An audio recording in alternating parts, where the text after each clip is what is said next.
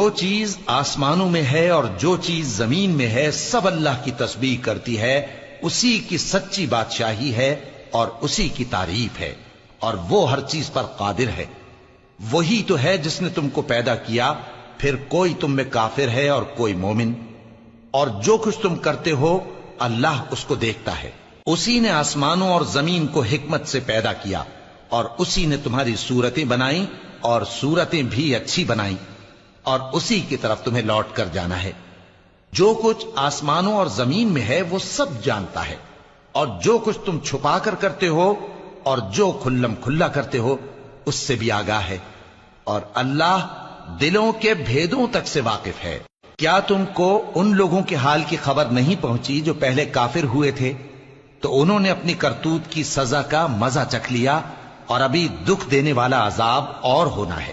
یہ اس لیے کہ ان کے پاس پیغمبر کھلی نشانیاں لے کر آتے تو وہ کہتے کہ کیا ایک آدمی ہمیں ہدایت کرے گا؟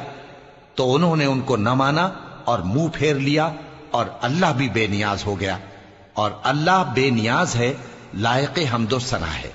جو لوگ کافر ہیں ان کا اعتقاد ہے کہ وہ دوبارہ ہرگز نہیں اٹھائے جائیں گے۔ کہہ دو کیوں نہیں؟ میرے پروردگار کی قسم تم ضرور اٹھائے جاؤ گے، پھر جو کام تم کرتے رہے ہو وہ تمہیں بتائے جائیں گے، اور یہ بات اللہ کو آسان ہے۔ تو اللہ پر اور اس کے رسول صلی اللہ علیہ وآلہ وسلم پر اور اس نور یعنی قرآن پر جو ہم نے نازل فرمایا ہے ایمان لاؤ، اور اللہ تمہارے سب اعمال سے خبردار ہے۔ جس دن وہ تم کو اکٹھا کرے گا یعنی حشر کے دن، وہ نقصان اٹھانے کا دن ہے، اور جو شخص اللہ پر ایمان لائے اور نیک عمل کرے وہ اس سے اس کی برائیاں دور کر دے گا، اور جنت کے باغوں میں جن کے نیچے نہریں بہ رہی ہیں داخل کرے گا۔ وہ ہمیشہ ہمیشہ ان میں رہیں گے، یہی بڑی کامیابی ہے۔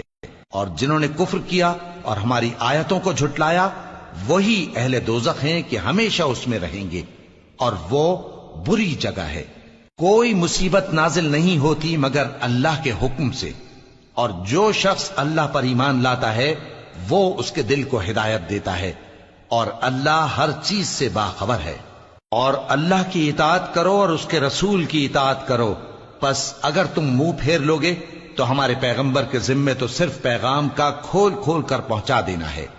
اللہ جو معبود برحق ہے اس کے سوا کوئی عبادت کے لائق نہیں، تو مومنوں کو چاہیے کہ اللہ ہی پر بھروسہ رکھیں۔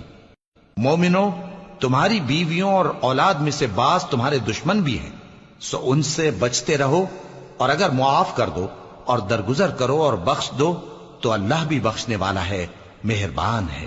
تمہارا مال اور تمہاری اولاد تو آزمائش ہے، اور اللہ کے ہاں بڑا اجر ہے، سو جہاں تک ہو سکے اللہ سے ڈرو اور اس کے احکام کو سنو، اور اس کے فرمانبردار رہو، اور اس کی راہ میں خرچ کرو، یہ تمہارے حق میں بہتر ہے۔ اور جو شخص طبیعت کے بخل سے بچایا گیا تو ایسے ہی لوگ راہ پانے والے ہیں۔